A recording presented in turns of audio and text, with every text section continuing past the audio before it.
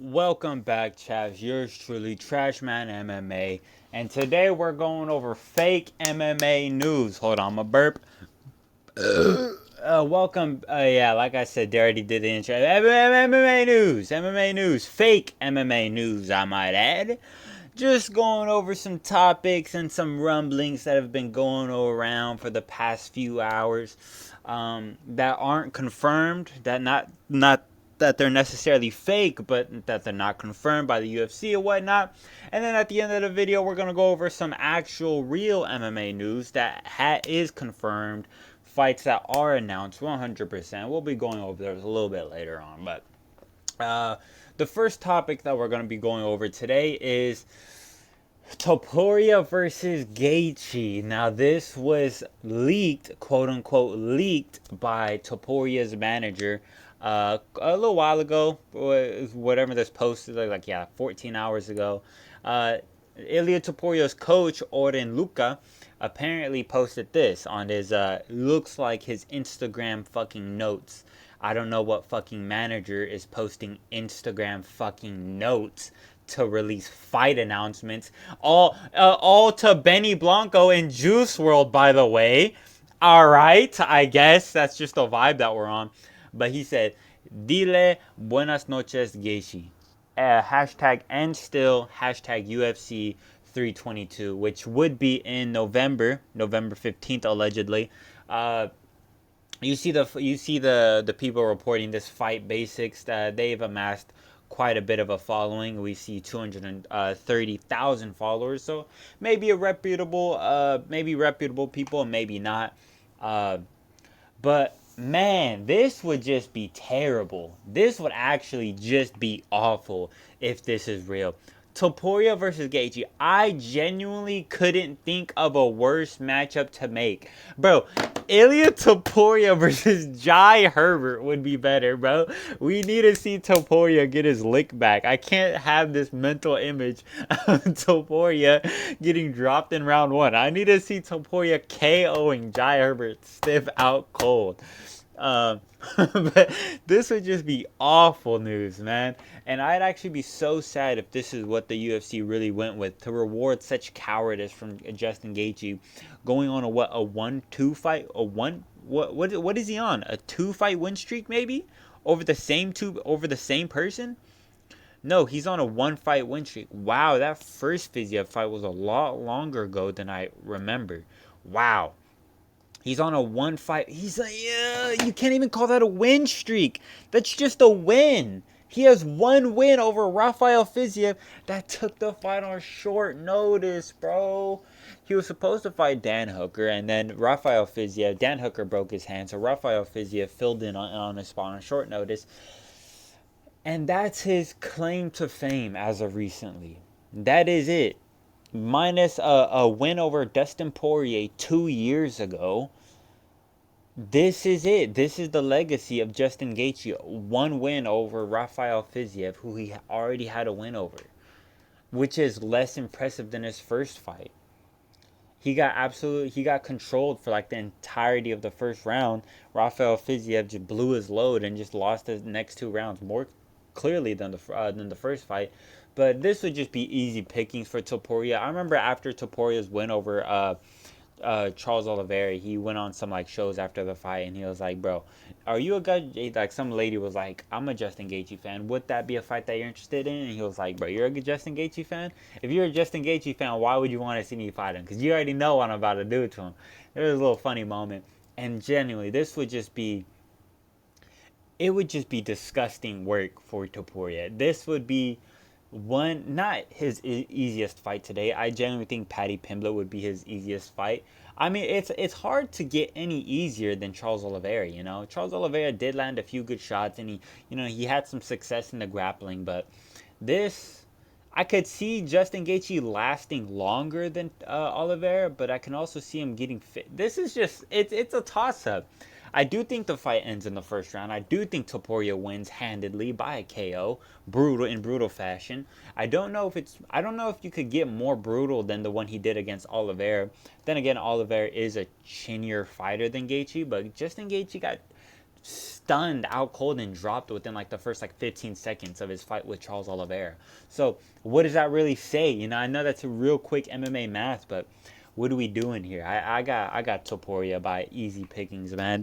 This would just be a genuine. I mean, it would be a fun filler fight though.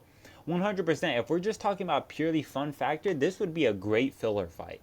Just a great, Topuria got nothing right now. Don't Gaethje. It'll be a good filler fight. And I think if we're looking at it at a pure fun factor, man, there's been a lot of worse matchups. I mean, we all had to watch Alex Pereira versus Khalil Roundtree, whose best win was Anthony fucking Smith. You know what I'm saying? So this, in my opinion, is 10 times better than an Alex Pereira Roundtree. So, and it'll probably be equally as exciting, ending in a first round finish, and the fight will probably be a barn burner up until that point, if we're being real. So, very terrible, worst fight to make in the off skill, worst fight to make, but off fun factor, it's not the worst. And on the second thing that we have to go over, hold on, let it load. Joshua Van or Alejandro Pantoja versus Joshua Van. Allegedly, how do you say, announced by MMA Addictionally, however you say that. This would allegedly take place at UFC 223 on December 6th in the T-Mobile Arena in Las Vegas. So we all kind of knew that this was coming. Pantoja called out for December. I believe Joshua Van called out for December as well. Immediately after the fight, I mean, I don't think anybody was expecting a Joshua Van versus Taira, or Joshua Van versus Moreno. I think that post-fight stare down that they gave each other, maybe I could foe. We going foe for foe, band for band. Hold on, we're gonna like some comments real quick, man. Hold on, dude. But I think we were all expecting this after that face-off that they did inside the cage after Pantoja's easy win over what was his name? Kaikara. Over Kai Kara France, and what was like the fourth round, third round, some shit, but it doesn't fucking matter. We're all expecting this, and Van, I think he tweeted that, and then he tweeted something signed. He tweeted something along the lines of deal has been signed or some shit like that. If I go to his page, which I'm not going to, you could pull it up yourself. If you go to his Instagram and look at his latest post, I believe it is something along the lines of like deal has been signed. So he's alluding to something. I don't know if Pantoja has alluded to anything on his Instagram or Twitter or whatnot, but this is the fight that we've all been expecting. It was mainly just a date, but even then, we've kind of had the date set in mind. There's only going to be one pay-per-view in December, and it's the pay-per-view that they both called each other out on.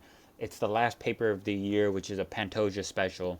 I mean, this is just, begging to happen, bro. I mean, I don't think anybody's surprised or disappointed in this matchup. This would be an absolute barn burner of a fight. Still don't know who I'm picking. I'm leaning Van, bro. I just think if somebody like Urseg, I don't know. I'm kind of, this is tricky. Because if somebody like Urseg, who is a long, rangy striker, can put some fucking power on Pantoja. We saw Urseg land some crisp elbows, splitting Pantoja open multiple times. Just some of the big, literally, fucking John Jones maxing Urseg was in there, bro. Just elbow. It was insane, and Pantoja never went down. And Joshua Van isn't necessarily a power puncher. He's a Max Holloway maxer. Volume maxer. So does a volume guy really stand a chance against a granite chin Pantoja? We've seen Joshua Van repeatedly get taken down, but he'll work back up to his feet very handedly when he does get taken down. But we haven't really seen we've never seen Joshua Van go up against an elite chain wrestler and grappler like Pantoja. Primarily grappler, not really wrestler, but we've never really seen Joshua Van go up against that chain grappler like Pantoja. When we have seen Van have to deal with one or two or three attempts at grappling in succession, we see him kind of falter in a way. I forget. I think it was Kevin Borjas who had him in a Darce choke at the end of maybe the first or third round. I can't remember. One of the rounds, I believe it was Kevin Borjas, who had him in a serious not guillotine, in a serious multiple what do you call those? Darce or anaconda chokes at the end of the round. You know, when the grappling exchanges get longer, that's when you see Joshua Van not being able to get back to his feet. That's where you kind of see him falter just a little bit. And if you're faltering to the likes of fucking Kevin Borjas, you know what I'm saying? It's just like it's not the best look. And when you have to go up against one of the best grapplers of all time in a Alejandro Pantoja, I don't know if I could really trust you after getting caught up in some sticky situations up against a lot lower competition. Alejandro Pantoja has been shown to be able to handedly deal with some of the best grapplers in the division. Some of the best strikers in the division. Uh, it's hard to say when you got seemingly a 1.5 dimensional fighter in Pantoja, primarily a grappler, but does have extremely, not extremely, but good enough striking, going up against a relatively one-dimensional fighter like Joshua Van, who is elite in that one dimension, but just we haven't really seen that grappling aspect of him. So it's a little odd to see how that would play and how that would go down. But either way, I'm excited if this fight news is true, which I'm hoping it is. Um, I would love to see this on the UFC 223 in December. I would love to see this. I'm pretty sure all of you guys watching this as well would love to see this. I don't see anybody who would complain with this fight. But on to the next. Let's get on to the next fight, which is, hold on, let it load. My wife, Zhang Wei Li versus Valentina Shevchenko.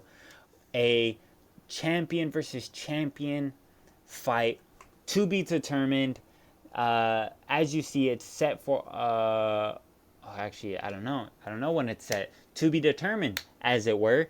What the fuck is this, bruh? This is what we doing right now. Get the fuck out of my face, bro. Zhang Wei Li versus Valentina Shevchenko.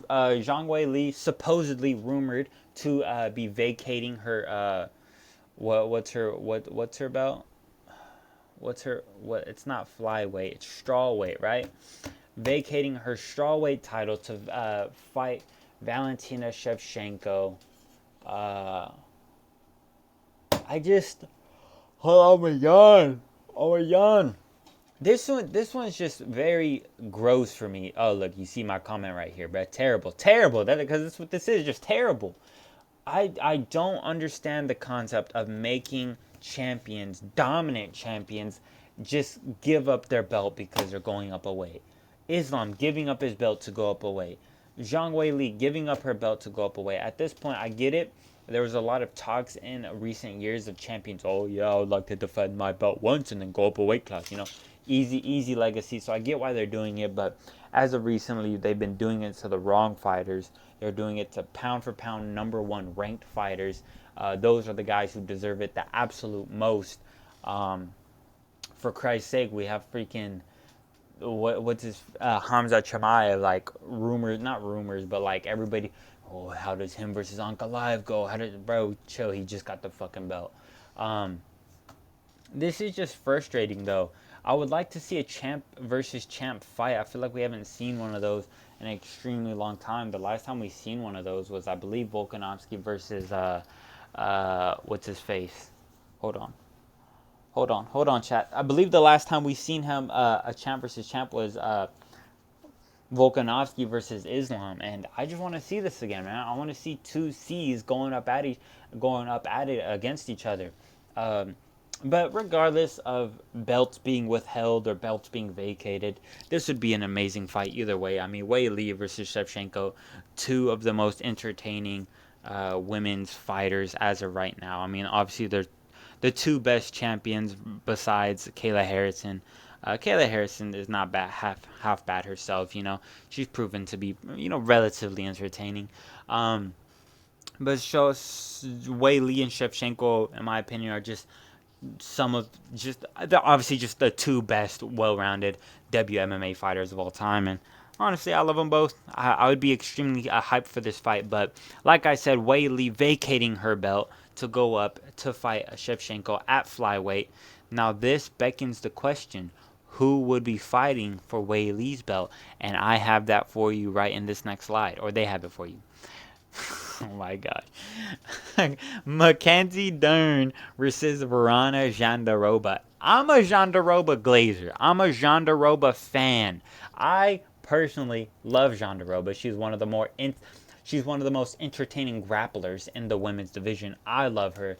I think she easily handles Mackenzie Dern without a fucking doubt. I think Jandaroba has underrated striking, and I think Dern's striking is next to, honestly, I think I give her some problems, bro. I got that crafty man's 1-2 uppercut, you know what I'm saying?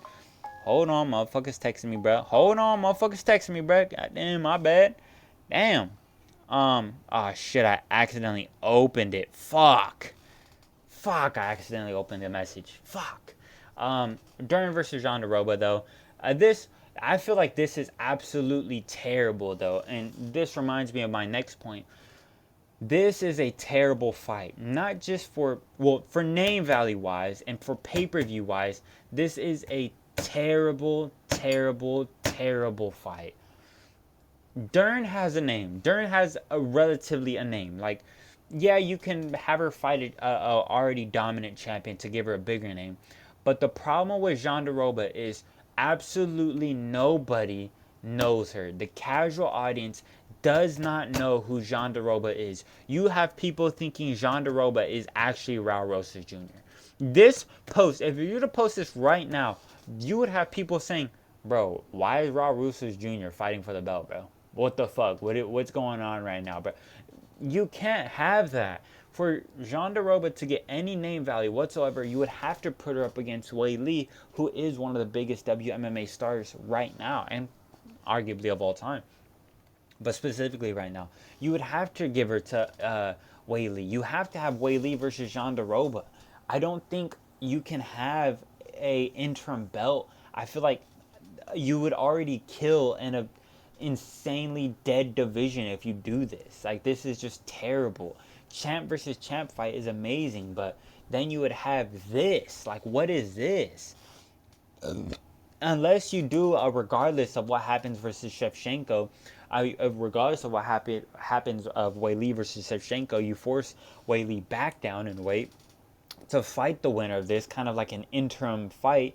If this is an interim belt and Wei Li goes up, has her little thing similar to the, Josh Emmett, Yair Rodriguez, and Volkanovski versus Islam Makhachev, if you have it like that kind of ordeal where it's on the same card, same fights, then okay, I would get it. But that would be, you can't have two WMMA fights headlining a pay-per-view. You would have to have a third title fight. Just realistically looking at it from a sales standpoint, you would have to have another whatever is on UFC 321. I'm pretty sure it's already made.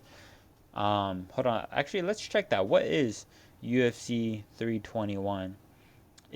Tom Aspinall versus Cyril Gane. So yeah, Tom Aspinall versus Cyril Gane, Wei Li versus Shevchenko for the flyweight belt, and then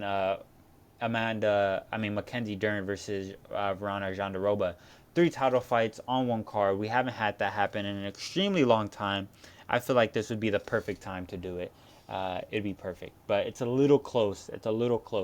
We're already about to be, September. Yeah, we're already about to be in September, and 321 is in October. So, granted, it's at the end of the month of October, but still, a little too close for comfort. But it's like 2 months away, literally damn near 2 months away to the day. So maybe it's not too far away. 8 weeks, that's ample time to prepare. Maybe not for Wei Li though. I mean, she would have to go up a weight class, but I've spent too much time on this. On to the next fight, which I believe isn't a title fight. This is getting into the, yes. Oh wait, is it another title fight? Fuck it, let's click on it and see what happens. Oh, Moreno versus Taira.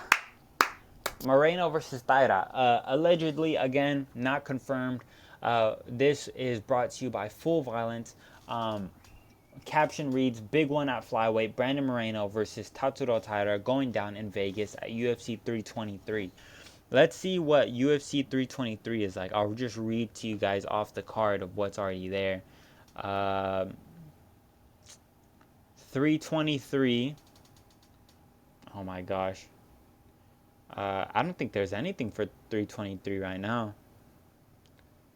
Yeah, I don't think there's anything confirmed for 323. Not a fucking lick. Not a lick of news for 323. Hold on, let me really bring this to you. Yeah, there's absolutely nothing for 323 as of so far. So this would be the first fight confirmed to be on the card, if it does get confirmed in soon. But just a great fight. Moreno, if Van didn't get that fight against Brandon Royval on short notice, he would have been fighting Moreno probably out this card, 323. Wait, which is in. Oh, okay, 323 is in Vegas. Okay, 323 is in December on Vegas, so it'd be the same card that Pantoja versus Van are fighting on, which is actually perfect. That's perfect. Having Moreno and Taira on that same card, that would be absolutely perfect. I figured they'd be keeping Moreno for some sort of Mexico card, but honestly, Moreno is such a big draw in America as well, since there's such a huge, Latino fan base, that you don't necessarily need to put him in Mexico. You could have him in the States, and he'd be just as big of a draw. Everybody, especially in some place like I don't know, like Vegas, or you could even put him in a freaking LA card, like an Anaheim card. He'd bring in huge numbers. This is an entertaining fight, though. It would be very interesting. I think Ataira would be able to beat Moreno. Moreno has been looking extremely one-dimensional as of recently. In his past two fights, he just hasn't looked the best. Not that he hasn't looked the best, but in his most recent fight against Steve Erceg, I think he got too caught up in fighting Erceg the way Kai Kara France fought him, and obviously Kai Kara France fluked Steve Erceg. So I think that's the same premise that he was trying to go up against. But Taira is just a completely different fighter. He's just a lot more well-rounded. Obviously, his striking, we've seen that his striking wasn't necessarily there against a Brandon Royval, and he kind of got schooled on the feet in times. Although he was able to clap back, I do think Moreno holds more power than Royval, and I think if Moreno gets a better shot, he'd actually be able to drop Taira. I can't remember if Royval ever dropped Taira or just hurt him badly. I think Taira does have the edge in grappling. Taira's an extremely good chain grappler, like a Pantoja, and Pantoja was able at times to kind of control Moreno and hold his back for extended amounts of times. And I think if you put Taira in a same position, he would have equal amounts of success. Maybe not to the exaggerate, maybe not as exaggerately. How do you say that word? Maybe not as exaggerated success, but still ample success from Taira. I'd be leading Taira here. I that showing against Steve Erceg, I really didn't like that showing. It was a very close fight with Erceg, and he kind of just did the same thing over and over and over again. Taira has fast hands. He himself has pop. We've seen it in his last fight against Young Sung Park. Leaning Taira here, leaning Taira. But on to the next fight. Actual real news that has been confirmed. Rude boy! Gabriel Bonfim versus Randy Brown, bro. Bro, why couldn't they give Randy Brown a layup, bro? Daniel Rodriguez was right there. Daniel Rodriguez was right there, bro. It was right there for the pickings. It was easy layup, man. It was an easy layup for the rankings. You see my comments, it's my time. I'm scared, chat. I'm scared, bro. I'm scared for this one. I don't know. I don't know with this one, man. Gabriel Bonfim is really good. Yeah, he's really good, but Randy Brown is also on just a different. He's on a different. He's on a different level. I forget. Was it Nicholas Dalby that kind of fraud checked Gabriel Bonfim? Let me check that for you right now, because I know he did get fraud checked by somebody. It It was Nicholas Dalby. Yeah, it was Nicholas Dalby, and Nicholas Dalby just got slumped out cold, uh, by Randy Brown himself by a right hook in the second round. Um, I don't know, Like Nicholas Dalby, he went on. Did he go on a? Yeah, he went on a 2 fight lot. Like he beat Gabriel Bonfim, and then he went on a 2 fight loss streak. He's on a 2 fight loss streak now. Randy Brown sweeping up, somebody that beat Gabriel Bonfim by KO. This one's hard, Uh, Let me pull up their stats against each other. Oh, well, they're right there, but I want to more pull up like height and whatnot. Uh, so Gabriel Bonfim 28, Randy Brown 35. He's really old, I didn't know he was that old.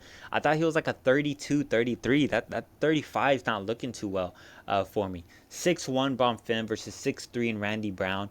72-inch reach for Gabriel Bonfim, 78-inch reach for Randy Brown. So that'd be a 5.5-inch reach advantage for Randy Brown. This one's tough, I just seen Gabriel Bonfim absolutely uh, rob Wonderboy Thompson, but I don't think Randy Brown is as slick of a karate specialist like Wonderboy. We've seen Randy Brown be pressed up against the fence against Brian Battle, but that was a Brian Battle who missed weight by I want to say I don't know 5 pounds. So that one's a little different, And then we've seen a Gabriel Bonfim who was able to press Wonderboy up against the fence. Who Wonderboy, does have decent takedown defense. Obviously, I don't think he ever got taken down in that fight, but he just got controlled against the fence. I think Randy Brown is able to implement something in his game to deter Bonfim from pressing him that close up against the fence and just having that smudge fest of a performance. But I don't even think Bonfim would be looking for that type of performance. I think he'd be going out there to submit Randy Brown. I mean, after all, we did see Randy Brown get dropped and submitted by JDM, the current champ, which is not a bad win, but JDM is a through and through. He's a boxer. I mean, to be submitted by a boxer, it's just not the best look. Obviously, it's not the worst look considering that JDM is the champ, but I mean, for crying out loud, JDM has 2 submission wins and you're one of them. That's just, you know what I'm saying? That's not the best look. To put it real plain and simple, that is not the best look. For the champ to have 2 submission wins and you're one of them, that just goes to show that, Bonfim has an extremely huge grappling advantage over Randy Brown. I mean, for crying out loud, Gabriel Bonfim, all of his wins damn near come by submission. He has 13 wins by submission. This is essentially the opposite of a fucking JDM. Gabriel Bonfim might go out there and knock out Randy Brown with Randy Brown's fucking track record. Just not the best look, and age coming into play, and Randy Brown always choking when he's getting near the rankings. I mean, this one's really hard. I really want to go for Randy Brown because I'm a huge fan of him, but for crying out loud, he got submitted by JDM. Fuck, dude, fuck, man, this fucking sucks. I'm a huge Randy Brown fan, and I want to see him in the rankings, dude. I want to see him in the rankings, but this is fucking tough. This is a huge ask for him, and this is just honestly, this sucks because this is one of his toughest tests. This is one of the toughest tests for Randy Brown to have in the lower rankings of the division. Like everybody else, I want to give Randy Brown the edge, in that top 50, that 15 to 10 rank in the welterweight division. I want to say Randy Brown handles most of them pretty easily. Kevin Holland, I think he handles them. Daniel Rodriguez handles them. Jeff Neal handles them. Gilbert Burns, he handles them. Kobe Covington, he handles them. You know what I'm saying? It's like this is the one guy, Gabriel Bonfim, this is the one guy that's like his nightmare matchup. This is the one dude who I wouldn't want him to go up against.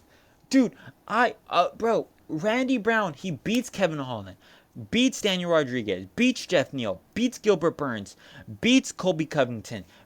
Dude, he gives, okay, maybe he doesn't give Carlos Prates a run for his money, but Joaquin Buckley, I think Randy Brown's a tough test for Joaquin Buckley.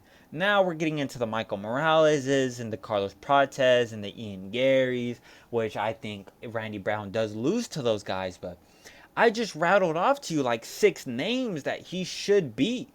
You know what I'm saying? 6 names. And they give him the one guy in the lower half of the division that kind of smokes some. Dude, this is tragic. This is tragic, man.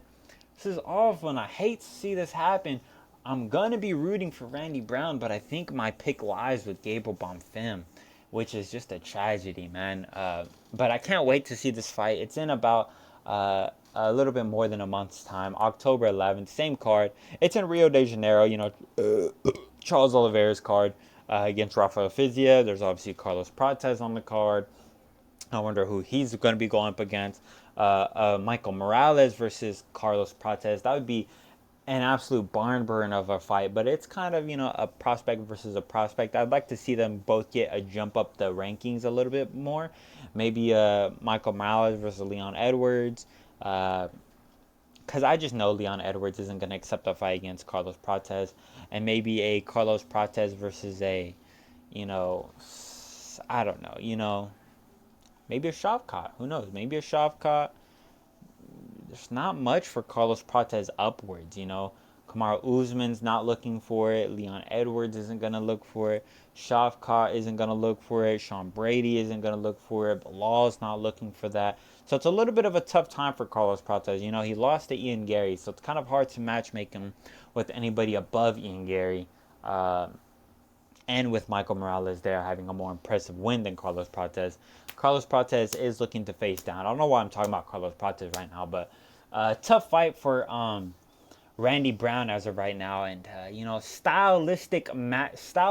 essentially it's a stylistic nightmare for Randy Brown, and a stylistic fucking cake, fucking cookies and milk for Gabriel Bonfim on fucking Christmas Eve. You know what I'm saying? So tough matchup for Randy Brown. I'm gonna be rooting for him in heart though.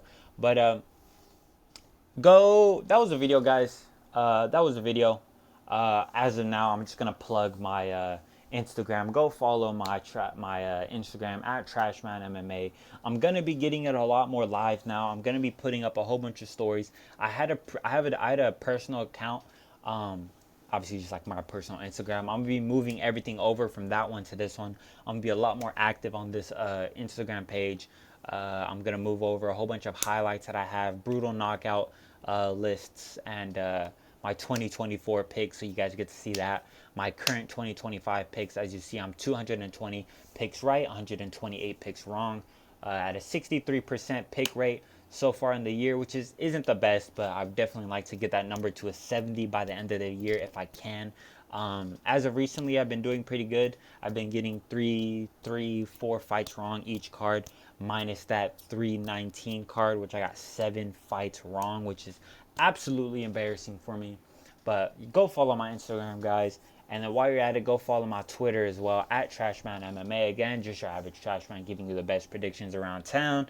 Have 8 followers. I'm a little active on there. I be reposting some stuff. Hey, we're not gonna get into that. I be reposting some stuff and whatnot. So yeah, just go get a follow, man. I'd greatly appreciate it. And thank you all for watching the video, man. As always, yours truly, Trashman MMA. Appreciate you for watching the video. Leave a like, leave a comment. Let me know what you thought about the video, and subscribe if you're new, man. Send it to a friend. Do all that shenanigans. Go run up their numbers, man. Appreciate y'all. Love y'all. I'll catch you on the next one. I'm off for the next 2 days. I don't got work for the next 2 days, so expect a video tomorrow. I don't know about what, but I'll be busting out a video tomorrow or the Friday. See what's up, man. So catch y'all later. Catch y'all around town.